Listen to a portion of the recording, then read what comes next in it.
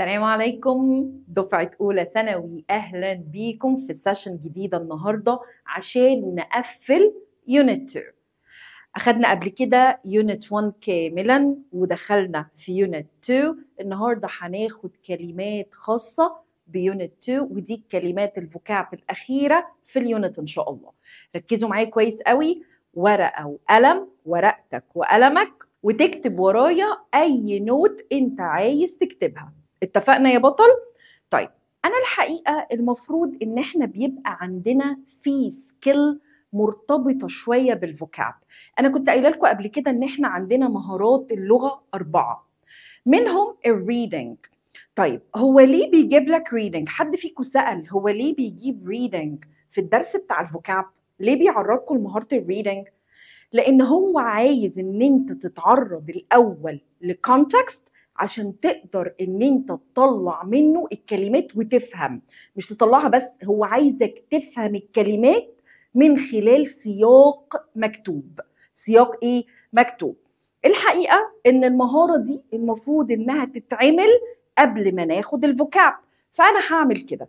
احنا هنبدأ دلوقتي نقرأ مع بعض القطعة اللي عندنا هنا وهنفهمها كويس قوي، ولما تيجي للفوكاب وناخدها هتلاقي نفسك ان انت خلاص عرفتها تقريبا most of them، اغلبهم، فمش هيبقى عندك مشكلة خالص في الكلمات ان شاء الله.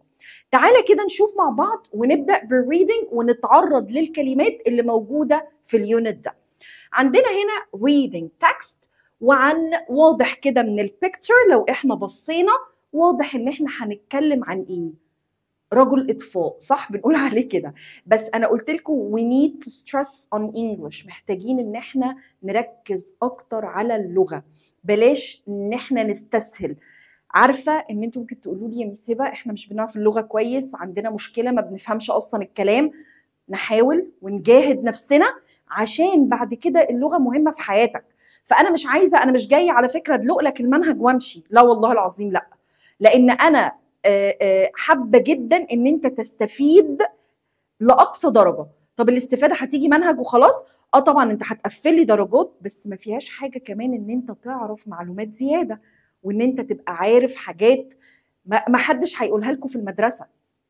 لو انت في مدرسه حكوميه او تجريبيه ما حدش هيقول الكلام ده، فخلي بالك وركز معايا، لانه والله كل ده هيساعدك تنمي اللغه كويس جدا ان شاء الله. يلا بينا. طيب واضح كده ان ده فاير فايتر، يبقى رجل الاطفاء احنا بنقول عليه ايه يا جماعه؟ فاير فايتر. يبقى this is a firefighter. طب يبقى انا كده فهمت ان واضح ان الستوري اللي عندي او الريدنج اللي احنا هنقراه دلوقتي خاص برجل اطفاء. طب تعالوا كده نقرا ونفهم مع بعض. اول حاجه هو بيتكلم بيقول My name is رضوان، اسمي رضوان. اهلا وسهلا يا استاذ رضوان. And I work as a firefighter in Alexandria. In Alexandria. يبقى أول معلومة عرفناها عن أستاذ رضوان إن هو اسمه طبعا رضوان وهي is a firefighter. بس قال حاجة، هو ما قالش I am a firefighter، قال إيه؟ I work as، يعني أنا بعمل كرجل إطفاء، أنا أعمل كرجل إطفاء. إن فين؟ ألكسندريا. خلاص عرفنا جدا، حلوة قوي. Many people think our job is just putting out fires. ودي مهمة جدا يا جماعة إن أنت لازم تبقى عارفها. يعني إيه putting on out fires؟ putting out fires يعني يطفي الحريق، الحرائق، يخمد الحرائق لو احنا هنقولها باللغة العربية يعني. تمام؟ فهو بيقول إن الناس، معظم الناس فاكره ان الجوب، وقلت لكم قبل كده ما بتتقالش جوب، بتتقال جوب، is just putting out fires، ان احنا بس بنطفي الحرايق. لا هي مش كده. طب تعالوا نشوف. but it's much more than that، هي اكتر من كده. much more يعني اكتر من كده. we rescue people. rescue ده فعل يا جماعه، it's a verb. لما اقول لك ايه I rescue the dog، يعني أنا بعمل إيه؟ بنقذ الكلب. طب هو هنا بيقول لك إيه؟ we rescue people، يعني إحنا بننقذ الناس، بينقذوا طبعا حياة الناس. from car accidents من حوادث العربيات. وخلي بالك accidents من الكلمات اللي بتتجمع عادي جدا، فهنا هو جايبها لك plural accidents، مفردها accident one accident. help during floods اللي هو ايه الفلودز؟ اللي هي الفيضانات. تمام؟ يبقى انا عندي rescue ينقذ، عشان بس نبقى عارفين الكلام عشان هنتعرض له دلوقتي. from car accidents يعني حوادث، خلاص. وhelp during floods اللي هو بننقذ كمان الناس خلال ايه؟ الفيضانات. يعني مش شغلتهم بس ان هم يطفوا الحرايق، لا ده اكتر من كده بكتير. and sometimes واحيانا save animals trapped. يعني ايه save animals trapped؟ اللي هم بينقذوا الحيوانات المحاصره. trapped اللي هو ممكن يكون مثلا وقع في شبكه، اوكي، ومش عارف يا حرام يفلفص ولا يخرج، فهو كده يعتبر ايه؟ trapped، هو محاصر مش عارف يخرج من اللي هو فيه. خلاص؟ طيب in dangerous places في اماكن خطر. يبقى dangerous يا جماعه خطر، ودي خلي بالكم adjective، انا وصفت، انا بقول على الاماكن دي انها ايه؟ dangerous. that's good. قال لك بقى the truth is، والله الحقيقه هي our work can be risky.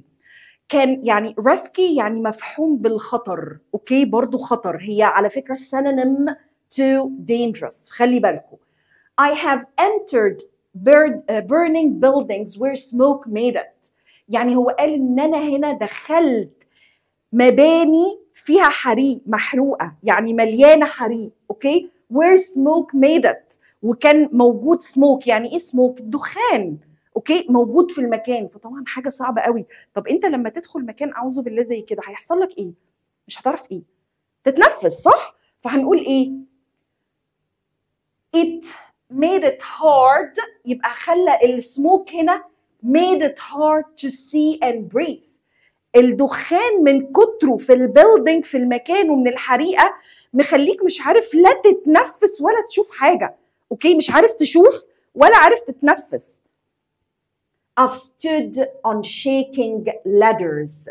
يعني ايه shaking؟ انا عارف shaking يعني يا ميس اللي هي بتعمل كده، اللي انا كده. shaking يعني يهتز، ايه؟ يهتز. ladders السلم، السلالم، وهنا shaking يعني يهتز. خلاص؟ يبقى انا هنا بيقول لك انا وقفت قبل كده على سلالم بتتهز، بتعمل كده، اوكي، يبقى بنقول عليها ايه؟ shaking ladders. in the middle of the night، في نص الليل. انا يعني كانوا يا عيني ممكن يبقى في بيته يقولوا له لا ده في حريقه انزل لي دلوقتي، في نص الليل عادي جدا. with the heat almost burning my skin، ومن كتر الحراره، الهيت almost، الحراره في الاغلب عماله بتعمل ايه؟ بتاكل في جلدي، اوكي، بتحرقني. sadly يعني بكل حزن I have also seen lives lost before we could reach them.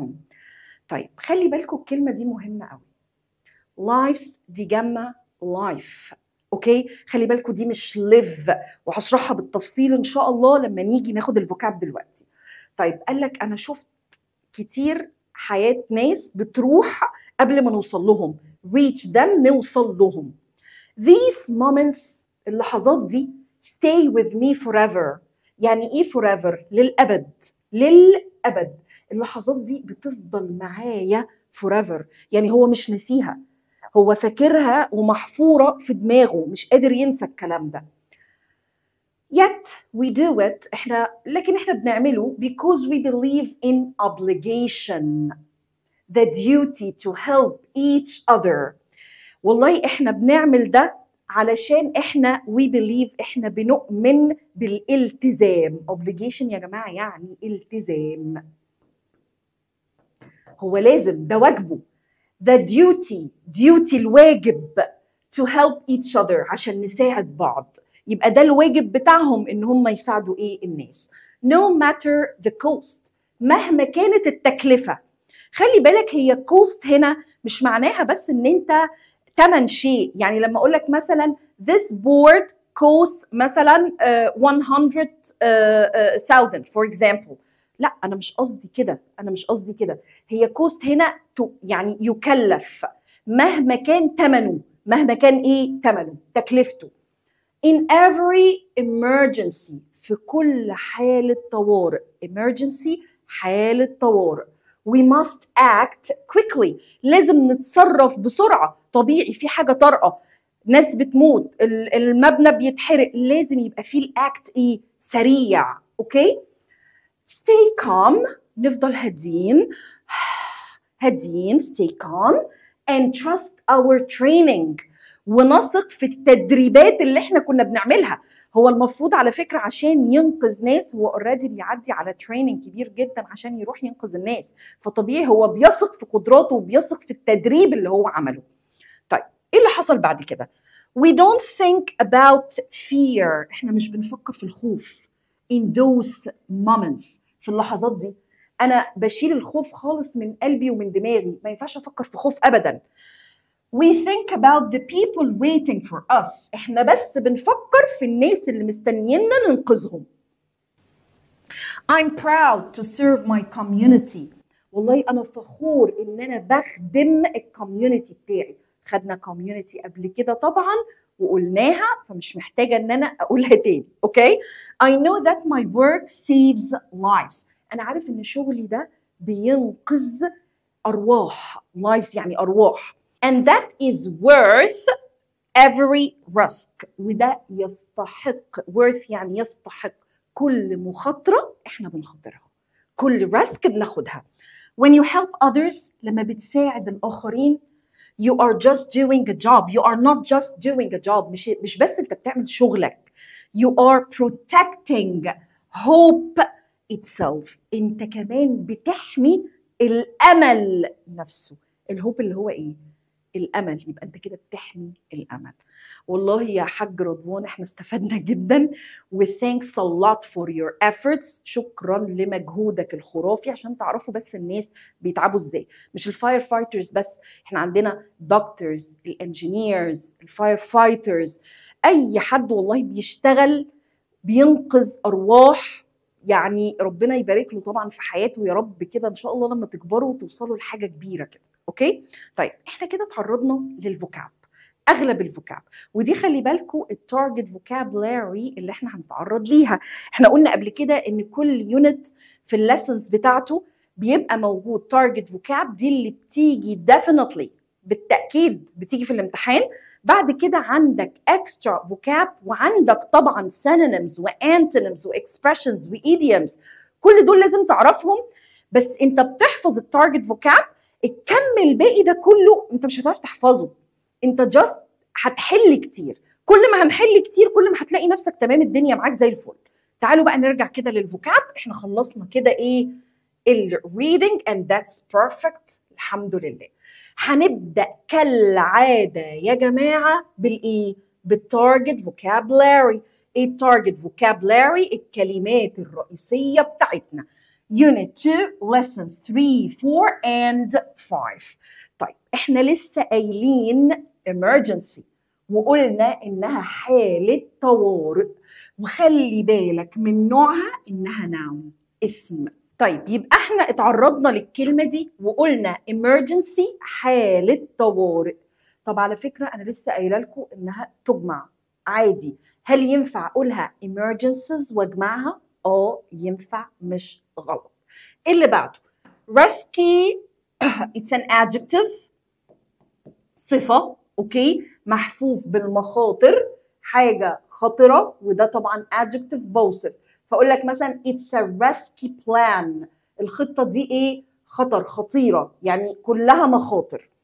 طيب protection يا جماعه ده noun، اسم، ومعناها حمايه. وخلي بالك لا تجمع، لا ايه؟ لا تجمع، مفيش حاجه اسمها protections، لا. اوكي. اقول لك مثلا you need protection from the sun، انت محتاج حمايه من الشمس. put مثلا sun block or sunscreen. خلاص. rescue ينقذ او انقاذ او عمليه انقاذ، يعني معناها كده انها تيجي يا verb يا noun، يا اسم يا ايه؟ يا فعل. خلاص، فاكتب جنبها هنا now and verb. طبعا حط بقى، اكتب النوتس عشان ما ننساش، الكلام ده مهم. فانا اقول لك ايه it was an easy rescue، يعني كانت عملية إنقاذ سهلة. أوكي؟ طب ينقذ I rescue people مثلا from fires، أنا بنقذ الناس من الحرائق. obligation إلزام وواجب، إلزام وإيه؟ واجب. طيب ده noun، بنقول عليه noun وينفع أجمعه لو قلت obligations، تمام، ما فيهاش أي مشكلة. طيب ريسك يا جماعه الخطر نفسه، يبقى ده اسم. ده ايه؟ اسم. ما ينفعش اقول مثلا it's a risk plan، لا انا قلت هنا it's a risky plan عشان بوصف، لكن هنا ايه؟ it was a risk to save مثلا these people، ده كان مخاطره او كان خطر ان انا ايه؟ انقذ الناس دي. يبقى risk هنا خلي بالك خطر، وده معناها ان ده الاسم take care. protect يحمي، جايه من protection، بس احنا قلنا protection ده الناون الاسم. طب protect ايه؟ يحمي، يبقى ده فعل طبيعي verb. خلاص. I protect you مثلا from dogs، انا بحميك من الكلاب اللي موجوده في الشارع in the street. اوكي؟ طيب trust يثق، وجايه هنا على فكره طبعا verb. خلاص. اقول مثلا I trust you، انا بثق فيك. يبقى كده يا جماعه بصوا احنا كده اتعرضنا لكل ده على فكره في التكست تحت لما في الريدنج، فخلي بالك ده مش كلام جديد، احنا قلناه كله. الكلام ده مهم، مهم ولازم يتذاكر. طب لو انا هروح على الديفينيشنز، قلت لكم يا جماعه قبل كده الديفينيشنز مهمه. ليه؟ لان بيجي اسئله عادي جدا يقول لك جيب لي الديفينيشن بتاع الكلمه دي، اختاره. طب هو الديفينيشن ده صح ولا غلط مثلا؟ فلازم انت تشغل دماغك. خلاص. طيب rescue قلنا ينقذ وانقاذ، اللي هو to save someone from danger، من الخطر، ان انت تنقذ حد من الخطر. rescue محفوف بالمخاطره، وقلنا انها adjective something dangerous، لانها خلي بالك السينونيم ل dangerous. obligation الزام واجب، something you must do مش you should كمان، انت لازم تعمله لان ده حاجه الزاميه. لما احنا بنقول مثلا احنا كمسلمين ومسيحيين كمان، مش احنا لازم في فرض علينا ان احنا لازم نصلي؟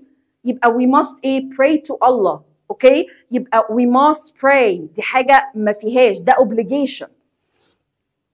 emergency حاله طارئه، وقلنا a sudden dangerous situation، فجأة واحدة مثلا حصل حريقة أعوذ بالله، طب فجأة حصل حادثة، كل دي إيه؟ emergencies. طيب trust يثق to believe in someone or something، إن أنت تثق في شيء أو حد. protect يحمي to keep safe. كلمات الإضافية اتعرضنا برضو لبعضها مش كلها تحت. طيب تاني هتقولي يا مس هبة هو أنا المفروض أحفظ كل ده؟ أنا لا، أنا ما بقولكش أحفظ كل ده، بس الكلمات الإضافية لازم تتعرف كويس. طب إزاي؟ هتبراكتس إزاي؟ حل كتير. طب أنا لو وقفت في حاجة وأنا بحل، ما ترجع تبص وحل تاني عادي. على فكرة أنا بعمل مع ولادي كده، بقول له ارجع بص وارجع تاني للحل، ما فيهاش مشكلة، ده مش عيب يعني، مش غلط، لغاية ما تثبت في دماغك. لأن قلت لكم تاني practice makes perfect. practice makes perfect. طيب firefighter رجل إطفاء، خلاص حفظناها، وده طبعا اسم. خلاص. accident حادثه، بس هنا جايبها لك حوادث، يبقى انا هحط اس، يبقى كده حوادث. اوكي. building المبنى. heat حراره. put out لسه قايله لك لما تلاقي put وبعدها out يبقى انا باخمد الحريق، بطفيه. اوكي. flood فيضان، وجمعها عادي floods اللي هو فيضانات. smoke الدخان. almost كاد أو تقريبا، كاد أو تقريبا. fire حريق. save ينقذ. breathe يتنفس. burn يحرق. هقف عند كلمة breathe عشان دي من الكلمات المهمة. breathe ده فعل يتنفس، يعني أقول لك إيه؟ I breathe. I breathe. طب النفس اللي طالع وخارج ده اسمه إيه؟ النفس الاسم اسمه breath. اسمه إيه؟ breath. شيلي الاي وخليها كده بس، يبقى ده كده على طول نفس. حطيت الاي في الاخر يبقى breathe يتنفس. اوكي نشوف بقيه الكلمات. safety الامان.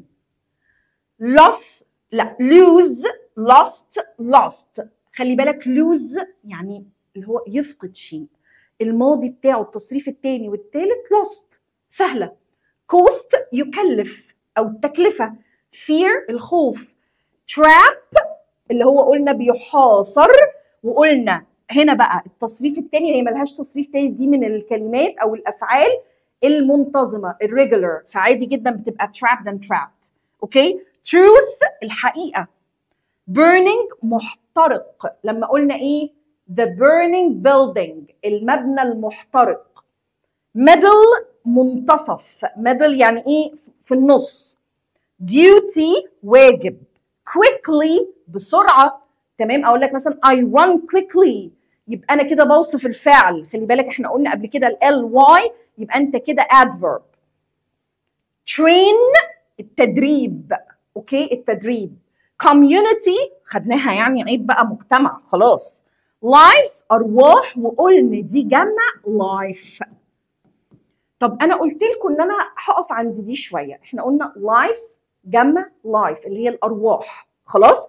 طيب لو انا عايزه الفعل، انتوا ساعات هتقولي ايه ده، طب ما ده live يعني يعيش، مثلا اقول لك I live in Cairo، I live in Alexandria، I live in بنها، يبقى انا بعيش. اوكي طب هل ممكن ان انا اجمعه واحطه اس؟ لا هي ما بيتجمعش لان ده فعل، بس هتحطه اس برضو لو انت مستخدم المضارع البسيط وعندك هي او شي او ات. يعني مثلا انا قلت لك I live in Cairo، طب ما انا ممكن اقول she lives in Cairo خلاص، بس النطق اختلف. الارواح بنقول عليها ايه lives، لكن هنا الفعل انا نطقته ازاي lives. خدت بالك من الفرق؟ دي لازم تاخد بالك منها. طيب wait for ينتظر، اقول لك مثلا I wait for my friend انا مستني صديقي. اوكي voluntary work عمل تطوعي voluntary work. ايه تاني فين skin الجلد ده اسمه ايه skin. reach يصل الى. act يتصرف. wait for لسه معديين عليها. dangerous خطير، حاجه خطيره، اقول لك مثلا the lion is dangerous الاسد طبيعي خطير. اوكي service خدمه. shake يهتز، طب ايه التصريفات بتاعته؟ shook shaken shook and shaken. stay with يظل مع، يبقى مع حد. I will stay with my friend. I will stay with my grandma. هفضل قاعدة مع grandma بتاعتي. help مساعدة. I need your help. وخلي بالك ان انت تقدر تستخدمها فعل. I help you انا بساعدك. اوكي يبقى هي جت هنا noun and verb. stay يبقى. I stay here انا باقية هنا. proud فخور. job وظيفة. worth لسه قايلينها يستحق. personal حاجة شخصية. I have a personal issue أنا عندي حاجة شخصية أو مشكلة شخصية. sadly للأسف بكل أسف. matter يهم it's matter it's a matter. think بفكر أو بعتقد. save ينقذ زي rescue. danger خطر. enter يدخل. ladder السلم اللي انا قلت لك عليه لما كان واقف على shaking ايه shaking ladder. forever للابد forever وتعرضنا ليها. each other بعضنا البعض كل ده خدناه. trust يثق. serve خدمه. hope امل. experience خبره. gain يكتسب. valuable ذو قيمه او قيم. ذو قيمه او قيم. كل ده خدناه، وخلي بالكم اغلبهم اخدناهم في الريدنج قبل ما نبدا صح؟ فمش هتلاقي عندك مشكله، انت المفروض كده فهمت الدنيا عامله ازاي. انا جاست ان انا I'm repeating الحاجه. طيب عندنا ال synonyms and antonyms، وقلنا الجملة المعتادة المفروض حفظته. Synonyms are friends, they play together. Antonyms are enemies, they play different games. And so on. تعالوا بقى نكمل ونشوف السينونيمز والانتونيمز، وقلنا ما بيتحفظوش، هم كتير جدا، انت كبني ادم ما ينفعش تستوعب كل الكم ده. هنعملها ازاي؟ حل حل حل حل، بس كده. طيب لو انا قلت dangerous، ايه السينونيم بتاعه؟ dangerous يعني حاجه خطيره، اوكي؟ هقول ايه؟ hazardous، risky، unsafe. طب ايه العكس؟ انا عايزه اقول لا، مش حاجه خطر، ده حاجه امان وزي الفل، هقول safe، secure، harmless. اوكي؟ طيب risky يعني مليان بالمخاطر، برضو نفس الكلمه، اوكي؟ hazardous، chancy، uncertain. وعكسها safe، secure، certain. يبقى الاثنين دول زي بعض. الاثنين دول ايه؟ زي بعض، لان خلي بالك dangerous and risky they are adjectives، هم صفات، فعادي جدا هم هيبقى نفس الحاجه، نفس الايه؟ نفس الحاجه. طيب لو انا هقول burning محترق، حاجه محترقه، هتبقى زيها blazing and flaming. طب عكسها unburnt، extinguished، cool or cold. اوكي؟ بصوا خلي بالكم الساد فيس عشان اقول لكم ده التضاد على طول، على طول الاوبوزيت. اوكي؟ shaking يهتز. طب ايه اللي زيها؟ trembling، vibrating، quivering. اقول لك مثلا I'm quivering، I'm quivering، I'm shaking، كل بعضه كله زي بعض. طب ايه الحاجه مستقره وثابته؟ هقول عليها ايه؟ steady، ده العكس خلي بالك، still حاجه ساكنه، stable or firm. اوكي؟ طيب اللي بعده lost مفقود، هقول عليها missing، vanished، misled. ايه ده؟ شفتوا بقى السرعه بتعمل ايه يا جماعه؟ بتعمل حاجات مش كويسه خالص. السرعه في الاداء لازم ان انت تبقى بالراحه وعلى الهادي. انا عملت لكم سيت في المفروض هابي فيس. طيب لوست قلنا مفقود، زيه يبقى بنضحك، يبقى missing، vanished، misled. اوكي؟ طب لو انا بقى العكس، حاجه بقى لقيتها، حاجه مش مفقوده ولا حاجه، هتبقى ايه؟ found العكس، recovered العكس، discovered العكس. لا proud فخور. طب ايه اللي زيه فخور؟ هنقول honored، pleased and dignified. انا ليه بقراها لكم؟ والله عشان النطق، عشان البرونسيشن، عشان متاكده يعني والله ما بعيب في حد، بس اكيد الناس عندها مشاكل في النطق، ناس كتير ومدرسين كتير، فالله يكرمكم النطق النطق النطق النطق النطق النطق وهكذا. اوكي؟ عكسها بقى، انا مش عايزه اقول ان انا proud، ده انا واحد ايه شاي بقى وخجلان، ولا مش proud خالص، انا اقل من كده بكتير. هقول ashamed، humble، modest. اوكي؟ طيب quickly بسرعه، ايه اللي زيه؟ rapidly، swiftly، speedily. اوكي؟ عكسه slowly ببطء، gradually، leisurely، كله بالراحة بالراحة. calm وقلنا اللي ما بتتنطقش، هادي. serene زيها. tranquil، ايه الكلام المجعلص ده؟ peaceful. طب ايه العكس؟ اللي لا انا مش هادي، انا مضطرب، قلقان، متوتر. اوكي؟ agitated، anxious، excited. طيب بس كده، دول السينونيمز والانتونيمز. انا عارفه ان هم محتاجين مجهود، بس والله يا جماعه محدش فيكم يطق في دماغه ويقول انا هحفظ، لا ما تحفظش، حل، مش عايزه اكتر من كده. يلا. expressions and prepositions، تعبيرات وحروف الجر. نفس فكره السينونيمز والانتونيمز يا جماعه، ما بيتذكروش، انت حل مش اكتر من كده. طب بس لازم تبقى عارف انا احط ايه مع ايه يديني معنى. لما اقول لك put out fires بيطفي الحرائق، rescue someone from انقذ حد من مثلا البيرنينج او من الفاير، يبقى rescue علي from fire، ينقذ علي من الفاير. save animals trapped، خلي بالك بص، save animals trapped ينقذ الحيوانات المحاصرة.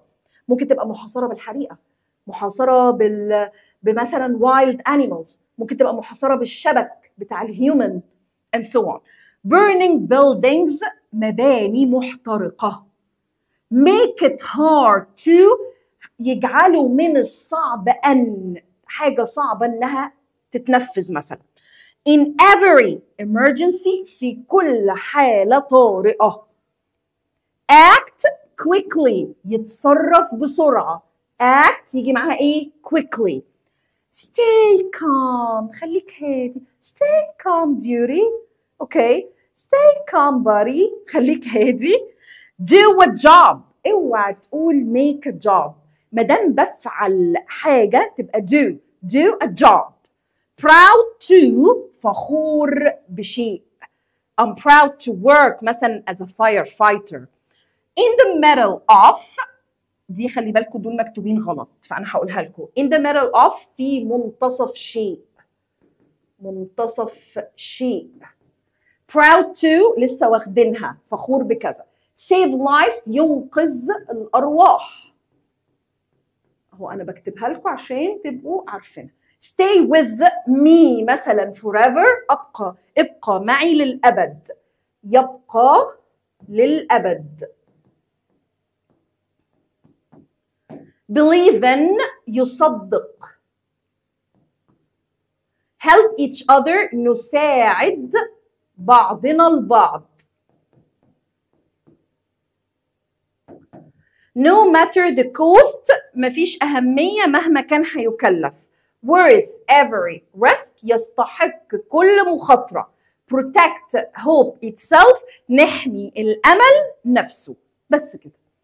طيب الملاحظات اللغوية انتوا لازم تبقوا عارفينها وعارفين الفرق، بس خلي بالكم انا مش عايزة بس اخش في ده كتير يعني لانه هياخد وقت وملوش لازمه. يعني انت المفروض ان انت لو عندك كتاب معاصر، عندك كتاب جم، الملزمه مع طبعا الولاد عندي في المنصه، عادي جدا ان انت تقرا الكلام ده سريعا كده هتفهمه. يعني لما اجي اقول لك مثلا ايه الفرق ما بين كوست وباي وتشارج، ايه الفرق؟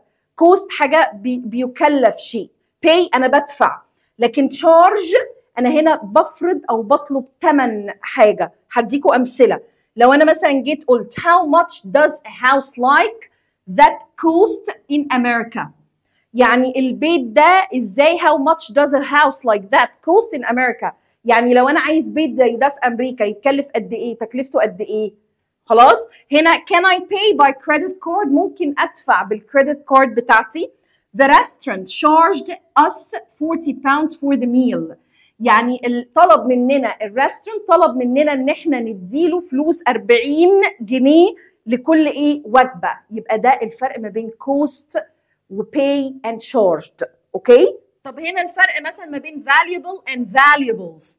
خلي بالك valuable ده adjective، انا هنا بوصف بقول الشيء ده قيم، فحتى قلت ايه he was able to provide the police with some valuable information، يعني معلومه قيمه. معلومة قيمة، كان ممكن يقدم للبوليس أو يقول للبوليس معلومة قيمة. طب لما أقول valuables يعني أشياء قيمة، هنا اسم. أنا عايزة أقول لك مثلا they locked their valuables، يعني قفلوا على الحاجات القيمة بتاعتهم in the hotel safe، في خزنة الأوتيل. خلاص يبقى valuable هنا دي كده adjective صفة. خلاص لكن أنا لما أقول valuables أشياء قيمة دي اسم، فلازم تاخد بالك من الحاجات دي. طب ايه الفرق ما بين hope and wish؟ بصوا هي يعني عشان complicated شويه فانا هقولها لكم. بصوا بقى hope هي اصلا الامل. اوكي المفروض ايه give me some hope، اوكي او give me hope، اديني hope امل. خلاص فانا هنا لما اقول دي يبقى انا كده بتارجت هنا ده اسم، ده noun. طب انا عايزه استخدمه اقول يتمنى، انا ينفع اقول I hope for كذا، انا اتمنى حاجه تحصل، ينفع، بس ولكن نخلي بالنا ان بيجي بعدها يا مضارع بسيط يا مستقبل. يا مضارع بسيط يا ايه مستقبل، مفيش ماضي. I hope he passes the test او I hope he will pass the test، يعني اتمنى ان هو يعدي الامتحان. يبقى دي حاجه هتحصل لسه، يا اما في الوقت الحالي اللي انا فيه يا اما مستقبليا. لكن وش هي برضو يتمنى، اوكي، يتمنى، ولكن بيجي بعدها ماضي بسيط عشان انا بعبر عن تمني في الحاضر. يعني معناها ايه؟ ان الحاجه دي حصلت قبل كده، حصلت، اوكي، وانا كنت بتمنى ان انا اعمل حاجه تانية، فاقول I don't have a camera I wish I had a camera. يعني انا ما عنديش كاميرا اوريدي، يعني انا ما عنديش كاميرا. I wish I had، كنت اتمنى ان انا يبقى عندي كاميرا. يبقى انا I wish لحاجه مش موجوده، حاجه ايه مش موجوده حاليا. طيب وبرضو ياتي بعدها الماضي التام اللي هو الباست بيرفكت عشان تعبر عن تمني برضو في الماضي. يعني I failed the exam، ده كده بقى حاجه صريحه، انا سقطت في الامتحان. I wish I hadn't failed the exam، انا استخدمت هنا الباست بيرفكت، يبقى انا كنت اتمنى ان انا ما اسقطش في الامتحان. خلاص I wish I had passed the exam، استخدمت كله ايه الباست بيرفكت. طيب خلي بالك ان ساعات وانت بتتمنى في المستقبل ممكن تيجي could، اوكي، او would، خلي بالك could او would. يعني I wish I could see my friends tomorrow، عادي ان انت تقولها في المستقبل، خلاص، فعادي مفيش مشكله تستخدم could and would، دي مفيش مشكله، خلاص. طيب الميدل والسنتر سهله قوي يا جماعه. ميدل منتصف، ممكن يكون منتصف طريق، شارع او فتره زمنيه، لكن لما اقول سنتر وسط او مركز شيء. يعني لما اقول لك مثلا the middle of the street، the middle of the road، كل ده طرق، خلاص. the middle of the century، في منتصف القرن، century يعني قرن. in the middle of the night، في منتصف الليل. لكن center اقولها ازاي؟ city center يعني مركز المدينة، اوكي. town center نفس الكلام. the center of attention يعني مركز الاهتمام، اوكي. he was the center of attention يعني الولد ده كان مثلا هو مركز الاهتمام بتاع كل التيتشرز for example. طيب lose، get lost and miss. lose يعني يفقد شيء، get lost يعني تاه، اوكي، واحد تاه في الشارع مثلا.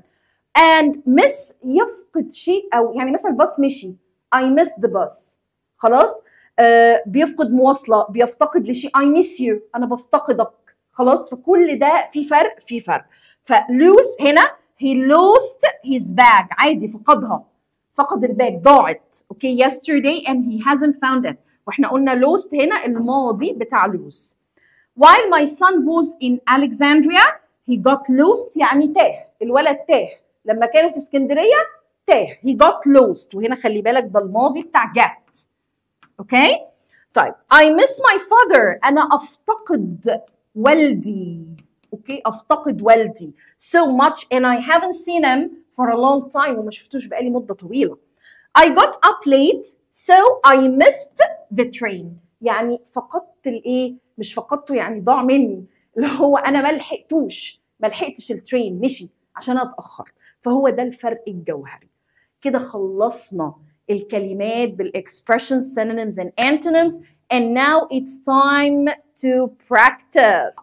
خلصنا الكلمات، ثبتناها، جه وقت البراكتس ان احنا نحل.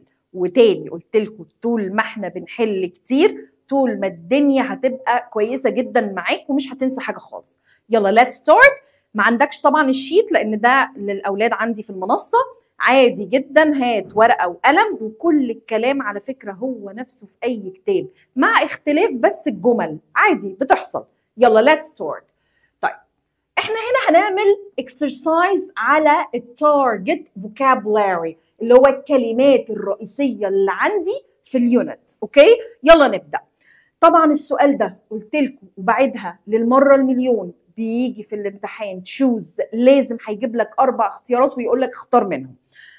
going out in the storm ان انت تخرج في العاصفه was very ايه؟ اكيد ان انا اخرج في العاصفه دي حاجه مش سهله وحاجه خطر، يبقى هقول ايه؟ safe simple risky danger.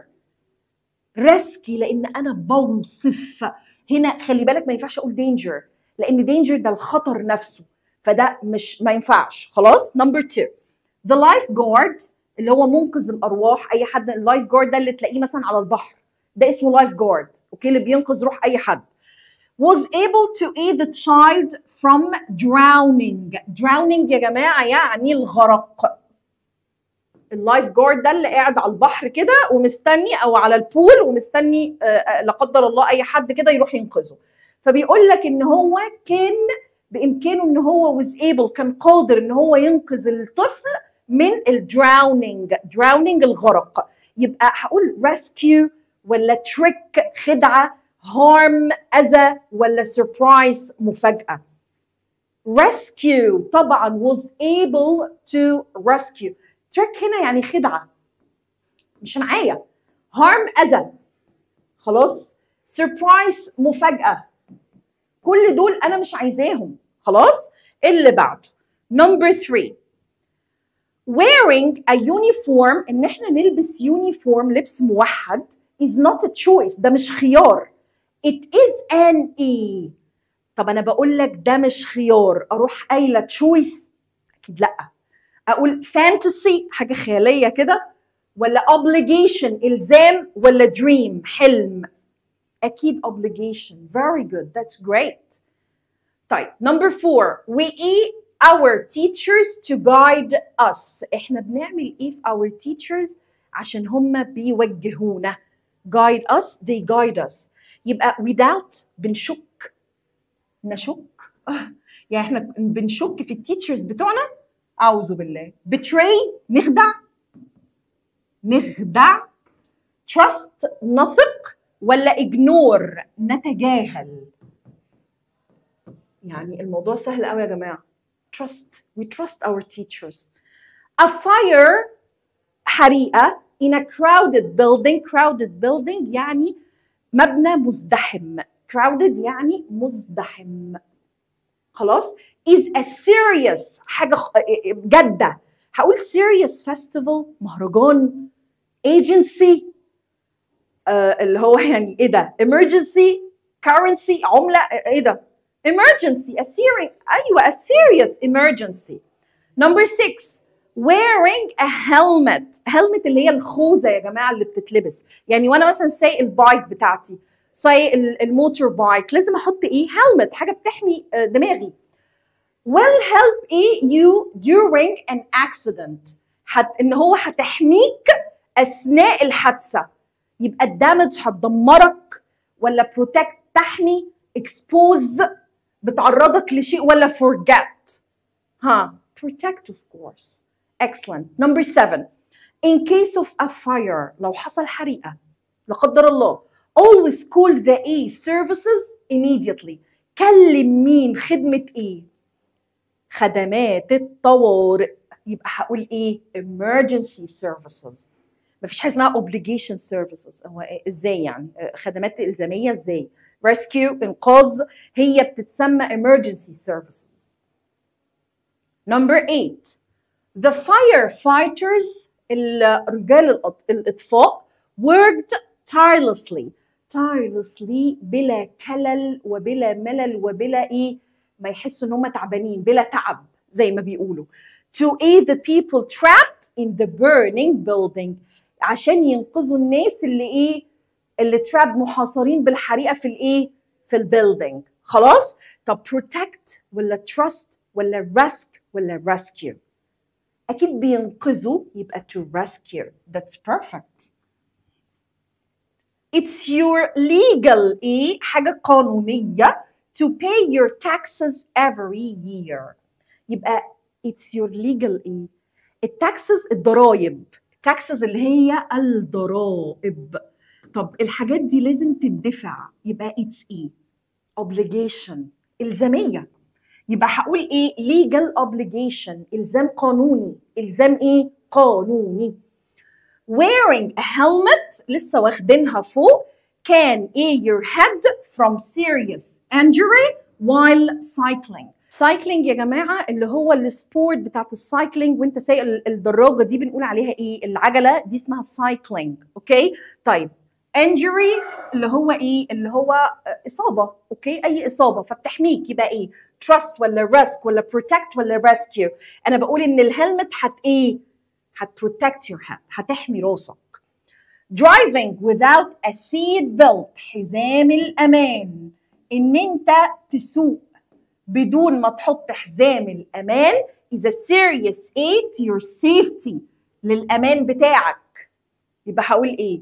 protection، obligation، emergency، risk. انا بقول driving، لازم تترجم الجمله.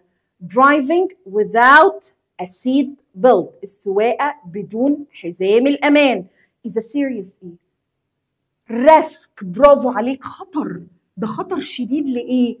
للسيفتي بتاعتك. investing، استثمار in the stock market can be quite as there is always a chance of losing money. بصوا يا جماعه، في حاجه عندنا استثمار في حاجه اسمها الستوك ماركت. ايه هو ده؟ ان انا مثلا اللي هو في الاسهم، يعني مثلا اروح شركه واقول لهم انا عايز اشتري اسهم في الشركه دي. البورصه عايز مثلا اشتري شويه اسهم في البورصه. اوكي فدي بنقول عليها ايه؟ investing in the stock market. طيب can be quite ايه؟ ممكن يبقى ايه؟ as there is always a chance of losing money. يبقى دي حاجه امان ولا حاجه انتوا ممكن نقول عليها مخاطره، مش حاجه سهله. هقول protective اكيد لا. trusting حاجه انا ما اعرفهاش اصلا. ولا risky ولا obligatory؟ هي حاجه risky، quite risky، يعني هو شويه ايه؟ فيها خطر. اوكي فيها ايه؟ خطر. The bodyguards، البودي جاردز اللي هو ايه؟ البودي جارد اللي بيحمي اي فنان، رجل اعمال، اي حد كده بيبقى ماشي بالبودي جارد بتاعه، يبقى نافخ كده وعامل كده عضلات وماشي، ده اسمه ايه؟ بودي جارد. طب the bodyguard's main job، شغلة البودي جارد الأساسية is a of his client، إن هو أكيد يحافظ على client، صح؟ الكلاينت اللي هو إيه؟ العميل بتاعه، ما طبيعي هو بيشتغل عند حد فده الكلاينت بتاعه. emergency إيه اللي دخل الموضوع؟ rescue of his client، obligation of his client، protection of his client، يحمي، الحماية الكلاينت بتاعه is the protection، الحماية لhis client. افهم الكلام. It's important، مهم to build، ان احنا نبني in a relationship، في اي علاقة through honesty، من خلال الصدق and communication، والتواصل. يبقى انا لما بعمل اي علاقة لازم ان انا ابني حاجة اسمها ايه؟ to build ايه؟ احفظها كده يا جماعة. to build trust، ان انا ابني ثقة. ابني ايه؟ ثقة. نخش على اللي بعده. ده الاكسترا فوكاب، هحله برضو معاكم علشان تتعودوا على الحل. ليه انا بحل كتير؟ لان ده كل ما بنحل الموضوع بيثبت في دماغنا اكتر، الموضوع بيثبت في دماغنا اكتر وتبتدي تفتكر. فلازم لما تاخد درس وشفت الفيديو بتاعه شرح، لازم يا جماعه تروح على الحل على طول، اوعى تسيب الحل، لازم. A is a trained professional who risks their life to extinguish fires and save people. مين الأشخاص يا جماعة اللي بيعرضوا حياتهم للخطر وينقذوا الأرواح ويطفوا الحرائق؟ دول مين؟ البوليس أوفيسر. هو البوليس أوفيسر مطالب البوليس إن هو يروح يطفي حريقة؟ فاير فايتر، نيرس الممرضة، بايلوت اللي هو الطيار، اكيد الفاير فايتر، لسه واخدينها دي سهله قوي، يعني بجد هبله قوي. فاير فايترز رجال الاطفاء. كويكلي ايه؟ فايرز بيعملوا ايه في الفايرز؟ to prevent، عشان يمنعوا them from spreading and causing more harm، عشان يمنعوهم ان هم ينتشروا اكتر، الحريقه تنتشر اكتر، وان هم يسببوا خسائر اكتر. طب هنقول ايه؟ start ولا put out ولا ignore ولا feed؟ انا قلت لكم fires بطفي الحريقه، put out. very good. ان هو ما يعملوش اذى. harm خلي بالكم يعني اذى. the A spread rapidly يعني بسرعه، برضه زي quickly. ايه هو اللي بينتشر؟ spread يعني ينتشر بسرعه through the forest، الغابات، destroying trees، بيدمر الغابات، تدمير الغابات and wildlife habitats وحياة البرية. اوكي، يبقى هنقول ايه هو اللي بيعمل كده؟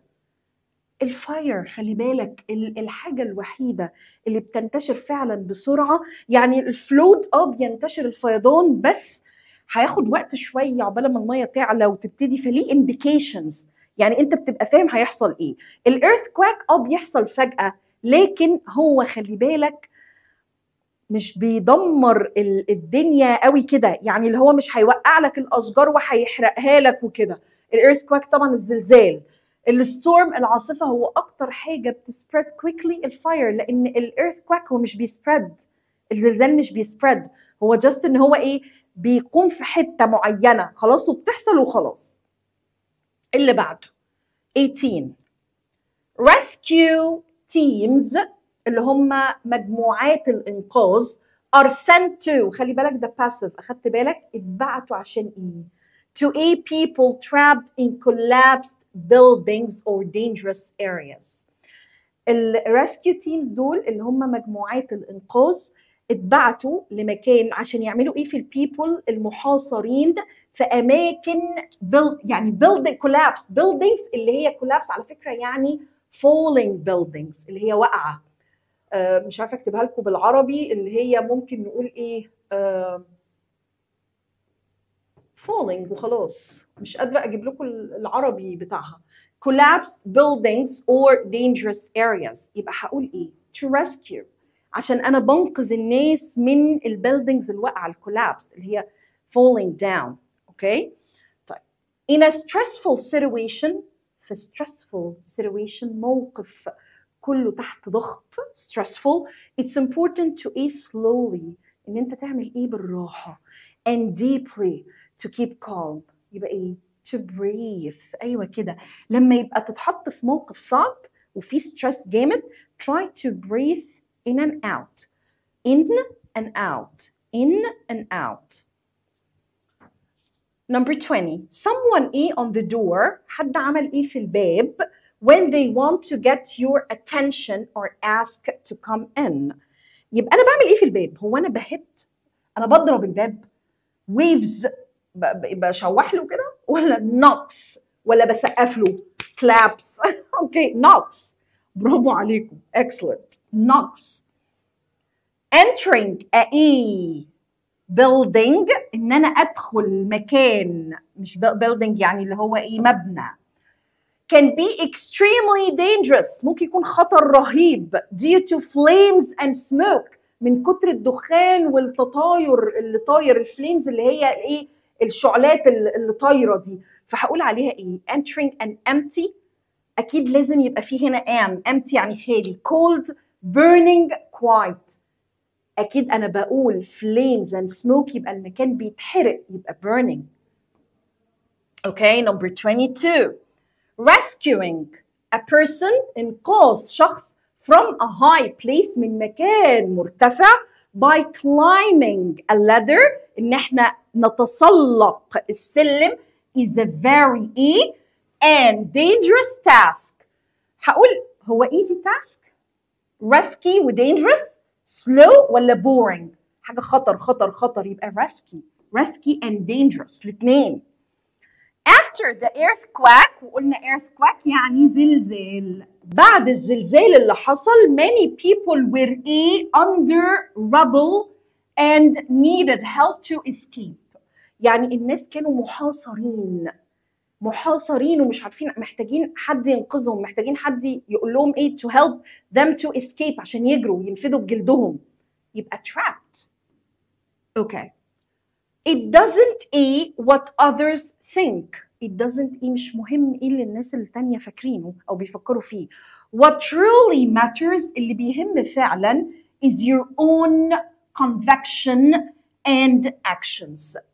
يبقى it doesn't مش مهم، it doesn't matter، it doesn't matter. عايزاكم تكملوا بقى ان شاء الله الاكسترا فوكاب دي تكملوها كلها. عايزين نخش دلوقتي على الاكسبريشنز and prepositions، ركزوا معايا. طيب choose the correct answer from A, B, C and or D. 48 firefighters are trained، اتدربوا to eat quickly and efficiently. efficiently يعني بكل كفاءة، بكل ايه كفاءة. يبقى لما اقول to eat ان انا هخمد الحريقة يبقى to put out fires. The hero البطل managed ظبط او controlled to aid the child from the burning core.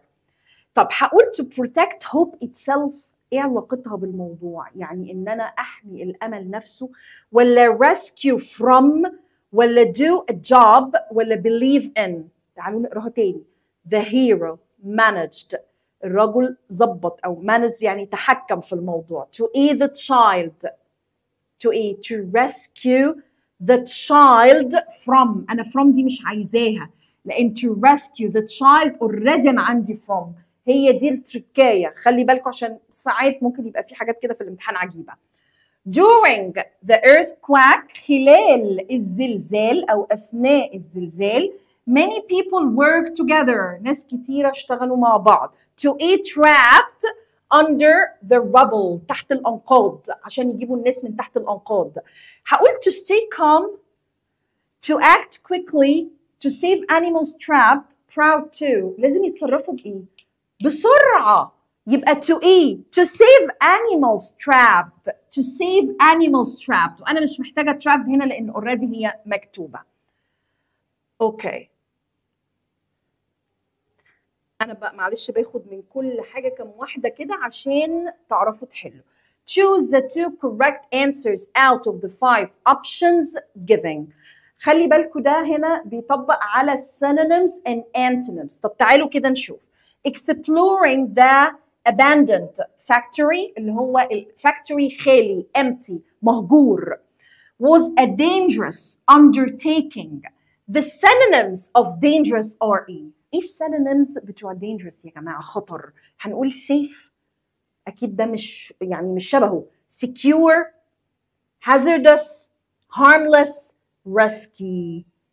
Yeah, excellent. Hazardous and harmless. And risky. I'm sorry, and risky. And risky. Investing in new, unproven technology can be quite risky. The antonyms of risky، عكس، أنا بقول لك عكس risky هتبقى إيه؟ Chancy، safe، uncertain، secure، hazardous. برافو عليك. أنا risky حاجة خطر يبقى safe آمن، أو secure برضو آمن.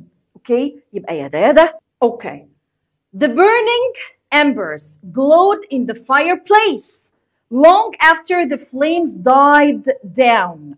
The antonyms، دايما ركز لي. انا بص مش مشكله ان انا افهم الكلام كله، بس انا هجيب مثلا هنا انا عايزه الانتونيمز اوف burning. burning الانتونيمز بتاعتها ايه؟ التضاد بتاعها ايه؟ الاوبوزيت. هقول blazing، flaming، لا ما هو blazing burning، flaming burning، unburnt غير محروق. اوكي يبقى اكيد ده. extinguished مخمود ما فيهوش، ولا smoldering. خلاص انا مش محتاجه، انا جبت اوريدي الاثنين دول. طيب the old bridge started shaking as the heavy truck drove over it. The antonyms، وقلنا antonyms يعني التضاد. for shaking ايه عكس shaking؟ shaking قلنا بيتهز. افتكر الكلمه هتبقى ايه؟ trembling، steady، vibrating، still، quivering. طب معلش trembling هي shaking، steady لا عكس، ده حاجه ثابته. vibrating برضو بيهتز. اوكي vibrating لما نقول مثلا موبايل is vibrating. وstill لا واقف، واقف وشديد. quivering برضو بيترعش. يبقى لا، يبقى هي الاثنين دول steady and still. after the hike، عارفين يعني ايه hike؟ في سبورت كده اسمها hiking، اللي هي بنروح الاماكن الطويله، ماشيه طويله جدا، وممكن تكون بتطلع كمان مش جبال، بتطلع اماكن مرتفعه، فبيمسكوا حتى عصيان كده رفيعه وبيمشوا فيها بيها للونج بقى ايه؟ اتس ا لونج تريب، يعني تريب طويله جدا كده، فبنقول عليها ايه؟ hiking. طيب they realized، ادركوا their map was lost، ان الماب بتاعتهم فقدت. مش مهم كل ده، ركزي على السينونيمز. for lost، lost ايه السينونيمز اللي شبهها؟ اخواتها، اصحابها. play together are ايه؟ found، انا بقول لك closed، يبقى ازاي found؟ حاجه لقيتها، recovered، missing، discovered، vanished. هنقول ايه يا جماعه؟ برافو عليك، missing and vanished، مختفيين مش موجودين. اوكي طيب. She felt incredibly proud when she graduated at the top of her class. يعني الخلاصه ان هي حست بفخر شديد اللي هو لما اتخرجت من وكانت من التوب، من اكتر ناس توب في الكلاس بتاعها. اوكي عقبالكم يا رب كده تبقوا ايه من الناس التوب. The antonyms العكس of for proud، عكس proud فخور ايه؟ honored، لا ما هي honored هي proud. pleased اكيد لا. فاكرين قلت لكم حاجه خجول مش عارف ايه؟ ايوه ashamed and humble. برافو عليكم. excellent. the last two يلا. he finished his work quickly، خلص والله شغله بسرعه. so he could leave early، بامكانه انه يمشي بدري. برضو مش مهم المعنى، قلت لكم مش مهم. طب the antonyms for quickly ايه؟ quickly الانتونيمز يبقى عكس ار ايه. العكس ايه؟ انا بقول لك quickly يعني بسرعه، يبقى rapidly اكيد لا ده بسرعه. swiftly، slowly، speedily، gradually، باينه زي الشمس. slowly اولهم. طب برضو بالتدريج بالراحه gradually. ايوه كده. بصوا كل ما بتفكروا، عشان كده بقول لكم synonyms and antonyms they need practice، محتاجين ممارسه، احل كتير مش اكتر من كده. Number 62. The sea was wonderfully calm that morning. البحر كان هادي الصبح كده. Perfect for sailing، للإبحار كان ممتاز للإبحار. طب الانتونيمز برضو احنا بنركز في الكلمة. طب أنا هقول لك على حاجة برضو تكنيك مهمة قوي. أنت جيت قريت الجملة ما فهمتهاش، أعمل إيه؟ حاول اقراها تاني وتالت مفيش مشكلة. طب برضو ما قدرتش، جيب شويه بالعقل كده بالراحه، اقراهم كلهم تاني. اوكي وبعد كده ارجع فكر فيها تاني بالراحه وبص على الامتحان. ممكن تلاقي على فكره بعض الكلمات اللي تساعدك، بعض الكلمات يعني ممكن هنا في الجمله دي تلاقي بعض الكلمات موجوده اصلا في الامتحان. سيبها للاخر ما تعطلش نفسك. خلاص. طب الانتونيمز اوف calm هادي، هقول انا هنا antonyms العكس. طب calm هادي. serene مش هتنفع. tranquil مش هتنفع. يبقى هقول agitated العكس. ايوه. peaceful calm و anxious اني واحده فيهم تنفع؟ peaceful امان واللي هو سلام لا طبعا اكيد anxious توتر وقلق. بس كده. مش كده بقول لكم الحل بينقذ يا جماعه. بصوا احنا حلينا حبه حلوين بس I need you to complete especially الحقيقة ان انت لازم تكمل ولازم تحفظ كمان التارجت vocabulary كويس. الحمد لله خلصنا وان شاء الله wait for more. ان شاء الله هعمل معاكم برضو سيشن لازم يبقى فيها حل للمعاصر او جم، بس غالبا هيبقى المعاصر. ان شاء الله في مرة تانية هنجمع كده حل بس من المعاصر. See you next time ان شاء الله. Have a nice day. Goodbye.